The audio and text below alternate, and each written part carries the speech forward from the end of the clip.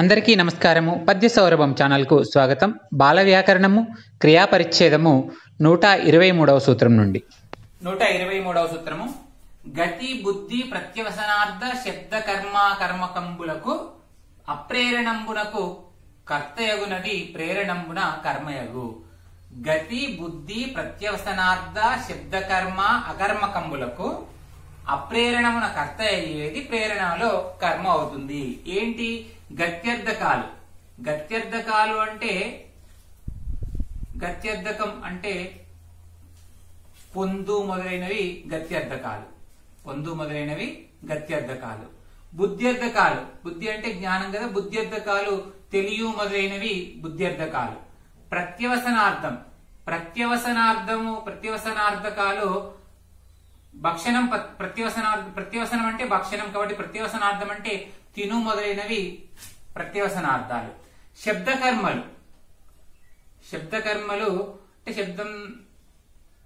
శబ్దకర్మల్లో ప్రధానంగా విను, చదువు మొదలైనవి శబ్దకర్మలు. అలాగే అకర్మకాలు అంటే కర్మను ఆపేక్షించినటువంటి అకర్మలు నిలుచు,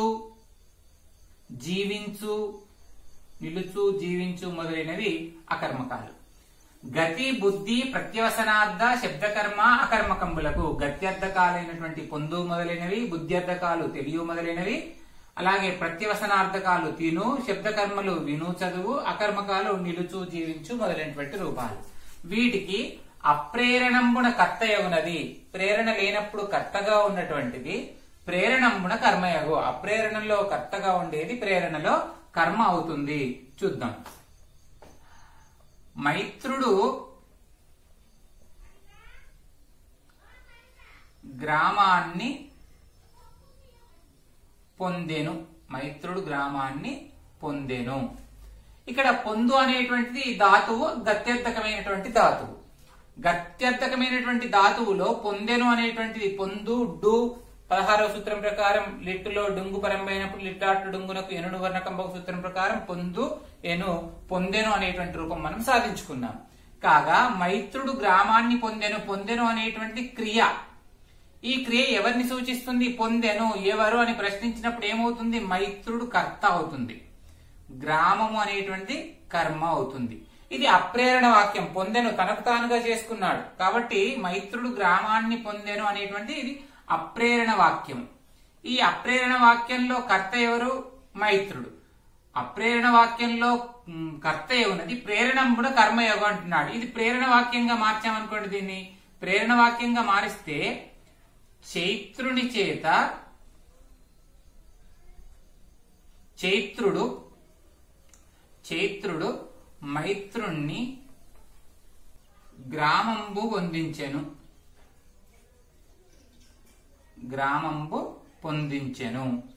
ఇక్కడ క్రియ పొందించెను. పొందు అనేటువంటిది ధాతువు. సర్వంబునకు ప్రేరణంబున దించుక్కవు సూత్రం ప్రకారం ఇంచుక్కు చేరి, దీనికి భూతమున లిట్టులో డుంగు చేరి, డుంగు స్థానంలో లిడ్లాట్ల డుంగునకు ఎనును వర్ణకంబకు సూత్రం ప్రకారం ఎను చేరి పొందించెను అనే రూపం ఏర్పడింది. ఈ పొందించెను అనేటువంటి క్రియ ఎవరు పొందించెను? ఎవరు అన్నప్పుడు ప్రశ్న ఏంటి? కర్త కదా. పొందించిన ఈ క్రియ చేసిన వాడెవడు? కర్త. ఇక్కడ కర్త ఎవరు? చైత్రుడు. ఈ క్రియను పొందించడం అనేటువంటి క్రియను పొందిన వాడెవడు? మైత్రుడు. కర్మ అవుతుంది.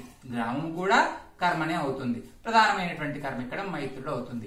గమనించండి, ఈ రెండు వాక్యాల్లో మైత్రుడు గ్రామాన్ని పొందెను అన్నప్పుడు క్రియ కర్తను సూచించింది కాబట్టి మైత్రుడు కర్త అయింది. ఇది అప్రేరణ వాక్యంలో.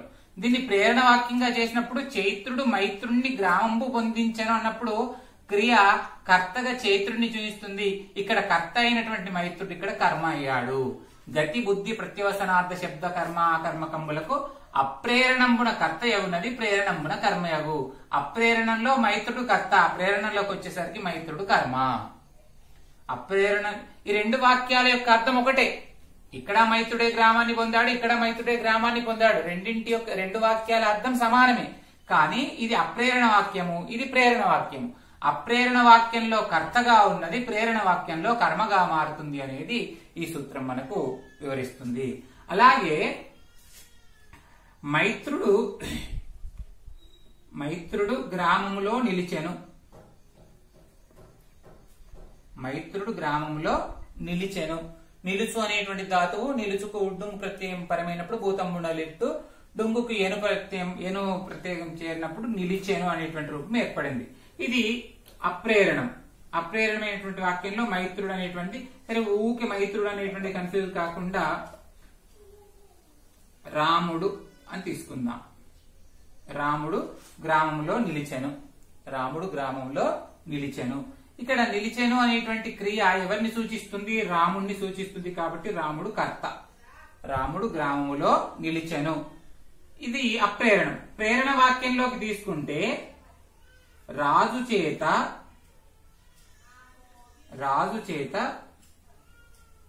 లేదా రాజు రాముణ్ణి గ్రామములో నిలిపించెను. నిలిపించెను అయితే నిలిపెను అనేటువంటి రూపం కూడా మనకు ఏర్పడుతుంది. నిలిపించెను, నిలిపెను. ఇక్కడ నిలుచు అనేటువంటి ధాతువు సర్వంబునకు ప్రేరణమునందు ఇంచుక్కవు సూత్రం ప్రకారం ఇంచుక్కు చేరింది. దీనికి భూతమున లిట్టు కాబట్టి డుంగు ప్రత్యయం చేరింది. ప్రేరణేంచుక్కు పరంబగునప్పుడు పకారంబు చకారంబునకు సూత్రం ప్రకారం నిలుచు నిలుపు అవుతుంది. నిలుచు నిలుపు, నిలుపు ప్లస్ ఇంచు నిలిపించు. ఇక్కడ డుంగు స్థానంలో లిడ్లాట్ల డుంగునకు ఎన్ను వర్ణకంబకు సూత్రం ప్రకారం నిలిపించెను అనేటువంటి నిలిపించెను. ఇత్తంబు గాని కూడుతూ అనువాద్యంపైన ఉత్వమునకు ఇత్తంబకు సూత్రం ప్రకారము నిలిపించెను అనేటువంటి రూపం మనకు సిద్ధిస్తుంది. రాముణ్ణి గ్రామంలో నిలిపించెను. నిలిపించెను అనేటువంటి క్రియ ఎవరికి చెప్తుంది? నిలిపించెను ఎవరు? రాజు కర్త అవుతాడు. ఎవరిని? రాముణ్ణి. రాముడు కర్మ అవుతాడు. చూడండి, మొదటి అప్రేరణ వాక్యంలో రాముడు కర్త, ప్రేరణ వాక్యంలోకి వచ్చేసరికి రాముడు కర్మ. రెండింటి అర్థం ఒకటి. రాముడు గ్రామంలో నిలిచెను, రాజు రాముణ్ణి గ్రామంలో నిలిపించెను. అదే గ్రామంలో అక్కడ రాముడే నిలిచాడు, ఇక్కడ కూడా రాముడే నిలిచాడు. ఈ రెండింటి అర్థము సమానమే అయినప్పుడు అప్రేరణ వాక్యంలో కర్తగా ఉన్నది, ప్రేరణ వాక్యంలో కర్మ అయింది. ఇలా గత్యర్థకాలలో, బుద్ధ్యర్థకాలలో, ప్రత్యవసనార్థకాలలో, శబ్దకర్మలలో, అకర్మకాలలో ఈ 5 రకాల రూపాలలో అప్రేరణలో కర్తగా ఉన్నటువంటి రూపము ప్రేరణ వాక్యంలో కర్మగా మారుతుంది. గతి బుద్ధి ప్రత్యవసనార్థ శబ్దకర్మ అకర్మకంబులకు అప్రేరణంగా కర్తగా అయినది ప్రేరణమున కర్మయగు. మైత్రుడు గ్రామాన్ని పొందెను. మైత్రుడు గ్రామాన్ని పొందెను పొందు గత్యర్థకము. ఇక్కడ పొందెను అనేటువంటి క్రియ కర్త మైత్రుడు. అప్రేరణలో మైత్రుడు కర్త. ఇదే అర్థం వచ్చేటట్టుగా ప్రేరణ వాక్యంలో చైత్రుడు మైత్రుడిని గ్రామంబు పొందించెను. పొందు ప్లస్ ఇంచు ప్లస్ డు స్థానంలో ఏను. సర్వమునకు ప్రేరణమునందు ఇంచుక సూత్రం ప్రకారం పొందు ప్లస్ ఇంచు. డుంగు స్థానంలో లిడ్లాట్ డుంగునకు ఎను వర్ణకంబ సూత్రం ప్రకారం ఎను చేరి పొందించెను. ఇక్కడ క్రియ కర్తగా చైత్రుని చేసింది, కర్మగా మైత్రుని చేసింది. కాబట్టి ఇక్కడ కర్తగా ఉన్న మైత్రుడు, అప్రేరణలో కర్తగా ఉన్న మైత్రుడు ప్రేరణలోకి వచ్చేసరికి కర్మగా మారాడు. అలాగే అకర్మక వాక్యంలోకి తీసుకుంటే రాముడు గ్రామంలో నిలిచెను. ఇక్కడ రాముడు కర్త. ఇది ప్రేరణలోకి వచ్చేసరికి రాజు రాముణ్ణి గ్రామంలో నిలిపించెను. ఇక్కడ నిలిపించెను అన్నప్పుడు చేసిన వాడు రాజు కర్త అయ్యాడు. కర్తగా ఉన్నటువంటి రాముడు, అప్రేరణలో కర్తగా ఉన్నటువంటి రాముడు ప్రేరణలో కర్మగా మారాడు. నిలుచు ప్లస్ డుంగ్ ప్లస్ నిలుచు భూతమున్న లిట్టు స్థానంలో డుంగు లిడ్లాట్ల డొంగునకు ఎనుడు వర్ణకం వచ్చి నిలుచు ప్లస్ ఎను నిలుచెన అయింది. ఇక్కడ నిలుచు సర్వమునకు ప్రేరణమునందు ఇంచుక సూత్రం ప్రకారం ఇంచుక్కు డుంగు. ఇంచు ప్రేరణ ఇంచుకు పరంపైనప్పుడు పకారంపు చకారంపునకు సూత్రం ప్రకారం నిలుపు ప్లస్ ఇంచు ప్లస్ డుంగ్ స్థానంలో ఏను వచ్చి నిలుపు ప్లస్ ఇంచు ప్లస్ అని నిలిపించెను. ఇత్వంబు గాని కూడుచు అనవాద్యమైన ఉత్వంబునకు ఇత్వంబు సూత్రం ప్రకారం నిలిపించెను అనే రూపాలు మనకు ఏర్పడుతున్నాయి. ఇలా ఈ 5 అంశాలలో అప్రేరణలో కర్తగా ఉన్నది ప్రేరణలో కర్మగా మారుతుంది అనేటువంటి గమనించాలి. 124వ సూత్రము అనవిహిత కర్తకు ఒకానొకచో షష్ఠి బహుళముగానగు. అనవిహిత కర్త అంటే ఆఖ్యాతం ద్వారా కర్త సూచించబడనప్పుడు. ఉదాహరణకి రాముడు మిథిలను గనియే.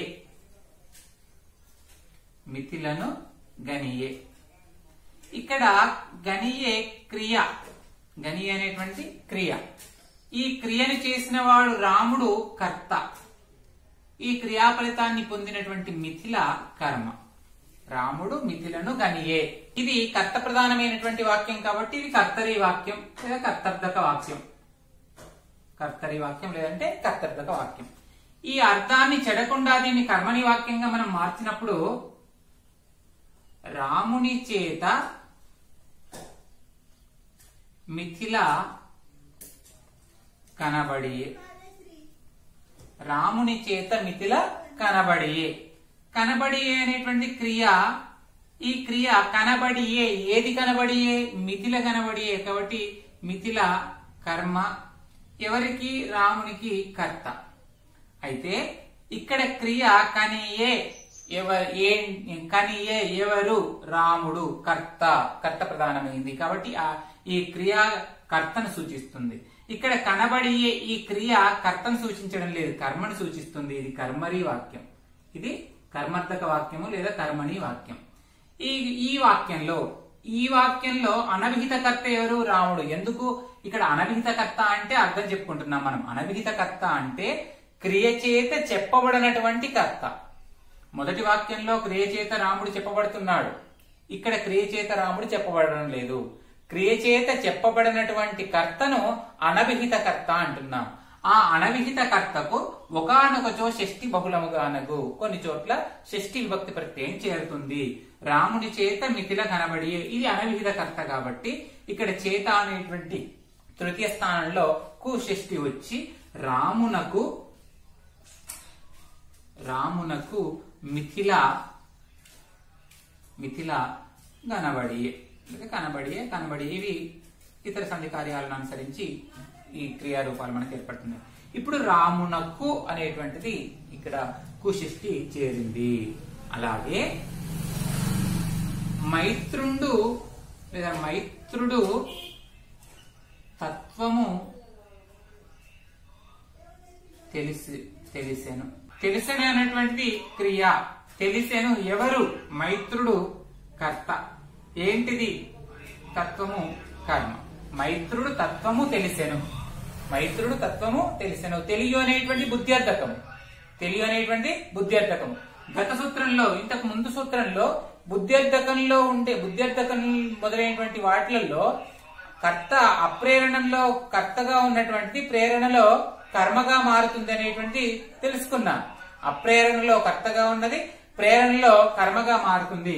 ఇక్కడ మైత్రుడు తత్వము తెలిసెను అనేటువంటి అప్రేరణ వాక్యం. ఈ అప్రేరణ వాక్యంలో కర్తగా ఉన్నది. ప్రేరణ వాక్యంలోకి తీసుకునేసరికి చైత్రుడు మైత్రునకు తత్వము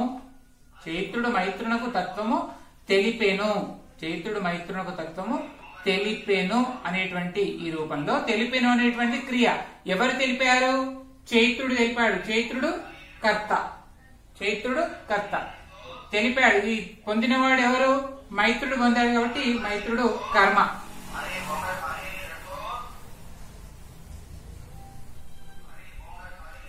చైత్రుడు మైత్రునకు తత్వము తెలిపెను క్రియ ఎవరు తెలిపారు? చైత్రుడు తెలిపాడు కాబట్టి చైత్రుడు కర్త, మైత్రుడు కర్మగా మారాడు.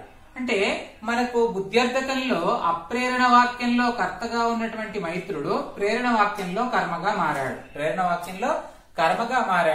కావున ఇక్కడ కర్మగా మారాడు. ఈ కర్మగా మారిన పిమ్మట ఇది అనవిహితమైనటువంటి కర్త. నిజానికి ఇక్కడ కర్తనే కదా, మైత్రుడు కర్తనే కదా. ఇది కూడా మైత్రుడు అనేటువంటి అనవిహితమైనటువంటి కర్త. ఎందుకు? ఇక్కడ క్రియ చేత చైత్రుడిని చెప్తున్నాడు కానీ మైత్రుడిని చెప్పడం లేదు. నిజానికి మైత్రుడు కూడా ఇక్కడ మొదటి వాక్యంలో అప్రేరణ వాక్యంలో కర్తగా ఉన్నటువంటి మైత్రుడు ప్రేరణ వాక్యంలో కర్మగా మారొచ్చు. కానీ ఇక్కడ మైత్రుడు ఇక్కడ కర్తనే, ఇక్కడ కూడా కర్తనే. ఈ వాక్యం ప్రకారం ఇక్కడ కర్మగా మారతాడేమో కానీ క్రియ ప్రకారంగా మొదటి వాక్యం ప్రకారం ఇతడు కర్తనే. కాబట్టి ఈ సూత్రం ప్రకారం ఒకానొకచో అనవిహిత కర్తకు ఈ క్రియనేమో ఇక్కడ కర్తని చెప్తుంది. ఈ క్రియ మైత్రుణ్ణి కర్తగా సూచించడం లేదు, కర్మగా సూచిస్తుంది. కాబట్టి ఈ కర్తకు, అనవిహిత కర్తకు రెండు రకాలుగా కనబడుతున్నారు ఇక్కడ మనకు అనవిహిత కర్తలు. ఈ అనవిహిత కర్తకు షష్ఠి బహుళంగా వచ్చి కు ప్రత్యయం చేరి మైత్రునకు తత్వము తెలుసు. ఈ విధంగా అనవిహిత కర్తకు ఒకానొకతో షష్ఠి బహుళముగా అనగు. రాముడు మిథిలను గనియే, ఇది కర్తరి వాక్యము. దీన్ని కర్మణీ వాక్యంగా చేస్తే రాముని చేత మిథిల కనబడియే, ఇది కర్మణీ వాక్యము. కర్తరి వాక్యంలో క్రియ కర్తను సూచిస్తుంది, కర్మణీ వాక్యంలో క్రియ కర్మను సూచిస్తుంది, కానీ ఇందులో కూడా కర్త ఉంటాడు. అంటే కర్మణీ వాక్యంలో ఉండే క్రియ కర్మను సూచించడం లేదు, కావున ఇది అనభిహిత కర్త. అనభిహిత కర్త అంటే క్రియ చేత సూచించబడినటువంటి కర్త. ఈ అనభిహిత కర్తకు చేతవర్ణకం స్థానంలో కుషష్టి వచ్చి రామునకు మితిల కనబడియే. అలాగే మైత్రుడు తత్వము తెలిసెను. ఈ బుద్ధ్యర్థకంలో అప్రేరణగా ఉన్నట్టు, బుద్ధ్యర్థకంలో అప్రేరణలో కర్తగా ఉన్నది, ప్రేరణలో కర్మయోగ సూత్రం ప్రకారము మైత్రుడు తత్వము తెలిసెను, చైత్రుడు మైత్రునకు తత్వము తెలిపెను అనేటువంటి వాక్యంగా మారినప్పుడు మొదటి వాక్యంలో కర్తగా ఉన్న మైత్రుడు రెండవ వాక్యంలో కర్మగా మారాడు. ఇక్కడ తెలిసెను అనేటువంటి క్రియ మైత్రుని తెలుపుతుంది, తెలిపెను అనేటువంటి క్రియ మైత్రుని తెలపడం లేదు. కాబట్టి ఇది కూడా అనభిహితమైనటువంటి కర్తగానే మనం భావించాలి. ఇలా అనభిహితమైనటువంటి కర్తకు కుషష్టి చేరి మైత్రునకు అనేటువంటి రూపం మనకు ఏర్పడింది. మైత్రునకు తత్వము తెలిపెను అనే రూపం మనకు ఏర్పడింది. అలాగే కృష్ణుడు అర్జునునకు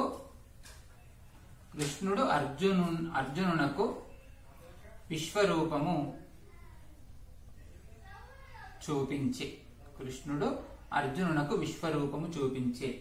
విశ్వామిత్రుడు రామునకు మితిలను కానిపించే.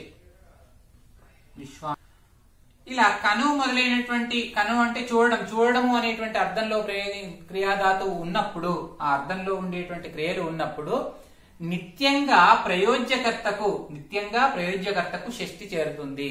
ప్రయోజకకర్త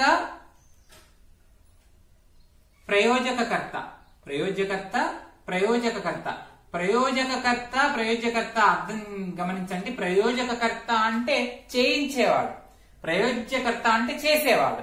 ప్రయోజకకర్త చేయించేవాడు, ప్రయోజ్యకర్త చేసేవాడు. ఇక్కడ కృష్ణుడు అర్జునునకు విశ్వరూపము చూపించడము అనేటువంటి క్రియ చూపించడము కృష్ణుడు చేశాడు. విశ్వామిత్రుడు రామునకు మితులను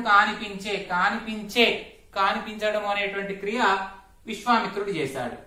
ఇవి కర్తలు. ఇవి రెండూ కూడా ప్రయోజకకర్తలు. కాగా అర్జునునకు విశ్వరూపము చూపించే ఆ చూడడము అనేటువంటి క్రియ చేసింది ఎవరు? అర్జునుడు. ఏం క్రియ? ఆ విశ్వరూపం కర్మ అవుతుంది. ఇక్కడ కూడా మితిల కర్మ అవుతుంది. కానీ అర్జునుడు ప్రయోజ్యకర్త అవుతాడు. ఎందుకు? ఈ చూడడం అనేటువంటి క్రియ చేసిన వాడు అర్జునుడు, కనిపించడం అనేటువంటి క్రియ చేసిన వాడు రాముడు, ఈ చూపించడము అనేటువంటి క్రియను చేయించిన వాళ్ళు కృష్ణుడు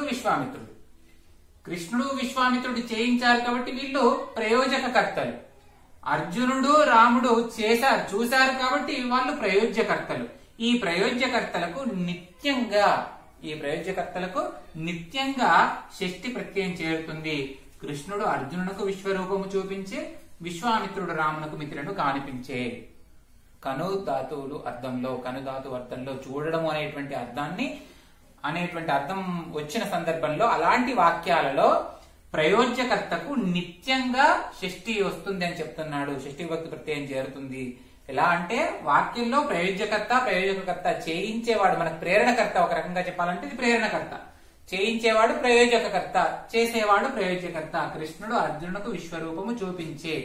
అర్జునుడు చూశాడు, ఆ క్రియను చూయించడం వేరు. చూడడం అనేటువంటి ఎవరు చేసింది? అర్జునుడే. కాబట్టి అర్జునునకు, చూసినటువంటి రామునికి, ఈ రెండు రూపాలకి కూడా ఇవి రెండు ప్రయోజ్యకర్తలు కాబట్టి కుషష్ఠి అనేటువంటి షష్ఠి భక్తి ప్రత్యయం అనేటువంటి కు ప్రత్యయము చేరింది. అలాగే 22వ సూత్రంలో సకర్మక ధాతువులకు సంబంధించినటువంటి 8 రూపాలను చూపించాడు మనకు. స్వరూపము, ప్రేరణార్థకము, మళ్ళీ స్వరూపంలో కొనుధాతువు చేరింది, పడుధాతువు చేరింది, పడు కొనుధాతువు చేరింది. అలాగే ప్రేరణలో కూడా కొనుధాతువు, పడుధాతువు, పడుధాతువు చేరినటువంటి 8 సకర్మక ధాతువులకు సంబంధించినటువంటి రూపాల గురించి అక్కడ చర్చించడం జరిగింది. కాగా దీంట్లో మనకు అకర్మక ధాతువులకు సంబంధించి, అకర్మక వాక్యాల క్రియలకు సంబంధించిన రూపాలను దీంట్లో చెప్తున్నాడు. అయితే అకర్మక ధాతువులకు సంబంధించిన దాంట్లో ఆ 8 రూపాల్లో 3 రూపాలు ఉండవు. ఎందుకు అంటే పడుయనుబంధంపు కర్మంబునకు అనేటువంటి సూత్రం ప్రకారం పడు అనేటువంటి కర్మకు చేరుతుంది. కాబట్టి అకర్మక వాక్యంలో ఇది కర్మను ఆపేక్షించేది కాబట్టి కర్మార్థక వాక్యం ఉండదు. కర్మార్థక వాక్యము ఉండదు. ఎందుకు? పడు అనుబంధం చేరడానికి వీలు లేదు కాబట్టి. అంటే అకర్మక వాక్యంలో కేవలం అక్కడ ప్రేరణలో స్వరూపము ప్రేరణ కాకుండా స్వరూపంలో 3, ప్రేరణలో 3, మొత్తంగా మనము 8 రూపాలు చూసుకున్నాం. అయితే ప్రేరణలో ఉండేటువంటి 4 రూపాలు అలాగే ఉంటాయి, కానీ స్వరూపంలో ఉండేటువంటి రూపాలు మనకు లోపిస్తాయని చెప్తున్నాడు. ఎందుకు అంటే అది సకర్మక వాక్యం. అకర్మక వాక్యం కర్మను ఆపేక్షించదు కాబట్టి కర్మంలో చేరేటువంటి పడు అనుబంధం ఉండదు, కావున కర్మార్థక వాక్యం ఉండదు. అలాగే ఆత్మనేపథక కర్తర్థక వాక్యం ఉండదు. కొను అనేటువంటి ధాతువు చేరినటువంటి ఆత్మనేపథక కర్తర్థక వాక్యము ఉండదు. అలాగే ఆత్మనేపథక కర్మార్థక వాక్యము ఉండదు.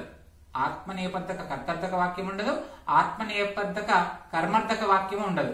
అంటే 3 రూపాలు పోగా మిగిలినటువంటి 5 రూపాలు మనకు అకర్మక వాక్యాల్లో మనకు కనిపిస్తూ ఉంటాయి. 122వ సూత్రంలో సకర్మక ధాతువులకు సంబంధించి 8 రూపాలు చూపించగా ఈ సూత్రంలో 5 రకాల రూపాల గురించి చూపిస్తున్నాడు. అకర్మక ధాతువులకు సంబంధించినటువంటి రూపాలను ఈ సూత్రంలో మనకు వివరిస్తున్నాడు. 122వ సూత్రంలో సకర్మక ధాతువులకు సంబంధించినటువంటి 8 రూపాలను చెప్పాడు. ఆ 8 రూపాల్లో మనకి ఇక్కడ తొలగించబడినటువంటి రూపాలు కర్మార్థక వాక్యం. ఎందుకంటే అకర్మకంలో ప్రధానంగా కర్మం ఆపేక్షించదు కాబట్టి కర్మార్థక వాక్యం ఉండదు. పడు అనుబంధంతో చేరేటువంటి కర్మార్థక వాక్యం ఉండదు. అలాగే ఆత్మనేపద కర్మార్థక వాక్యము, ఆత్మనేపద కర్తర్థక వాక్యము 3 ఉండవు. ఈ 3 లోపించగా మిగిలినటువంటి 5 రూపాలు మనకు అకర్మక ధాతువుల్లో కూడా కనిపిస్తూ ఉంటాయి. అందులో కర్తర్థకము మైత్రుండు మయను, మనుత్సు అనేటువంటిది అకర్మక ధాతువు. ఈ మనుసు అనేటువంటి ధాతువు తీసుకుంటే కర్తర్థక వాక్యము మైత్రుడు మనేను. ఎవరు? మైత్రుడు. ఇది కర్తర్థక వాక్యం. ప్రేరణ కర్తర్థకము చైత్రుడు మైత్రుణ్ణి మణిచెను, చైత్రుని చేత ప్రేరేపించబడి మైత్రుడు మణిచాడు. కాబట్టి ఇక్కడ మనకు ప్రేరణ కర్తర్థకంలో మణిచెను. ప్రేరణ ఆత్మనేపద కర్తర్థకంలో కొను అనేటువంటి ధాతువు చేరి చైత్రుడు మైత్రుని మనసుకొనియే. ప్రేరణ కర్మార్థకంలో పడు అనుబంధం కదా, కాబట్టి పడు అనుబంధం ఇది 52వ సూత్రం ప్రకారం కొనుధాతు, 49వ సూత్రం ప్రకారం పడుధాతువు చేరి ప్రేరణ కర్మార్థకంలో చైత్రుని చేత మైత్రుడు మనుపబడియే. పడుధాతువు చేరి మనుపబడియే. అనంతరం మనసుకు చకారానికి పకారం వచ్చి మనుపబడియే. ప్రేరణ ఆత్మనేపద కర్మార్థకంలో 2 వస్తాయి. కొనుధాతువు పడుధాతువు చేరి చైత్రుని చేత మైత్రుడు మనసు కొనబడి అనేటువంటి రూపాలు ఏర్పడుతున్నాయి. ఇక్కడ లిట్టులో ఎను వర్ణకం చేరి మనేను మణిచెను అనేటువంటి రూపాలు మనకు చేరుతున్నాయి. చేరగా ఇలా 5 రూపాలు ఉంటున్నాయి. సకర్మక ధాతువులకు సంబంధించి 8 రూపాలు ఉండగా దాంట్లో 3 రూపాలను తొలగించగా కర్తర్థకము, ప్రేరణ కర్తర్థకము, ప్రేరణ ఆత్మనేపద కర్తర్థకము, ప్రేరణ కర్మార్థకము, ప్రేరణ ఆత్మనేపద కర్మార్థకము ఉన్నాయి. అంటే స్వరూపంలో ఉండేటువంటి రూపాలు 3 తొలగించాడు. స్వరూపంలో ఉండేటువంటి కర్తర్థకం ఒకటే ఉండి, కర్మార్థకము ఆత్మనేపద కర్మార్థకము, ఆత్మనేపద కర్తర్థకము ఆ 3 రూపాలను తొలగించగా అకర్మక ధాతువులకు సంబంధించి ఈ 5 రూపాలు మనకు కనిపిస్తూ ఉన్నాయి అనేది ఈ సూత్రం ద్వారా వివరిస్తూ ఉన్నాడు. దీంతో పాటుగా ప్రేరణకు ఇంచుకాగమం కలిగినప్పుడు ఇంకొక 4 రూపాలు ఏర్పడి సకర్మకకు 8 + 4 12 రూపాలు ఉంటాయి. అకర్మకకు ఇంకొక 4 రూపాలు కలిగి 9 రూపాలు ఏర్పడతాయి అనేది వివరిస్తూ ఉన్నాడు. ఇంచుకాగమం వచ్చినప్పుడు సకర్మకకు 12 రూపాలు, అకర్మక వాక్యాలకు 9 రూపాలు ఉంటాయనేది చెప్తున్నాడు. ఇంతటితో బాల వ్యాకరణంలోని క్రియాపరిచ్ఛేదము పూర్తయింది. బాల వ్యాకరణంలోని అత్యంత క్లిష్టమైన పరిచ్ఛేదము, ముఖ్యమైనటువంటి పరిచ్ఛేదము, పెద్ద పరిచ్ఛేదము, 124 సూత్రాలు ఉన్నటువంటి పెద్ద పరిచ్ఛేదము క్రియాపరిచ్ఛేదం. క్రియాపరిచ్ఛేదము సమగ్రంగా అర్థమైనప్పుడే మనకు భాష పైన పట్టు అనేటువంటి సాధించగలుగుతాము. ఒక క్రియ ఎలా ఏర్పడుతుంది, ఆ క్రియా ధాతు ఏంటి, దాన్ని ఎలా ప్రయోగించాలి, సాధు రూపం ఏంటి, అసాధు రూపం ఏంటి అనేటువంటి రూపాలన్నింటినీ అనే అంశాలన్నింటినీ కూడా కూలంకషంగా వివరించేటువంటిది క్రియాపరిచ్ఛేదము. ఈ 124వ సూత్రంతో క్రియాపరిచ్ఛేదము పూర్తయింది. ఈ వివరణ మీకు నచ్చినట్టయితే లైక్ చేయండి, షేర్ చేయండి, మా పద్యసౌరభం ఛానల్ ను సబ్స్క్రైబ్ చేయండి. ధన్యవాదాలు. ఇంతవరకు మనము బాల వ్యాకరణం క్రియాపరిచ్ఛేదంలో 123, 124 సూత్రం వరకు విన్నాం. ఇంతటితో క్రియాపరిచ్ఛేదం పూర్తయింది. ఈ వివరణ మీకు నచ్చినట్టయితే లైక్ చేయండి, షేర్ చేయండి. మా పద్య సౌరభం ఛానల్ను సబ్స్క్రైబ్ చేయండి. ధన్యవాదాలు.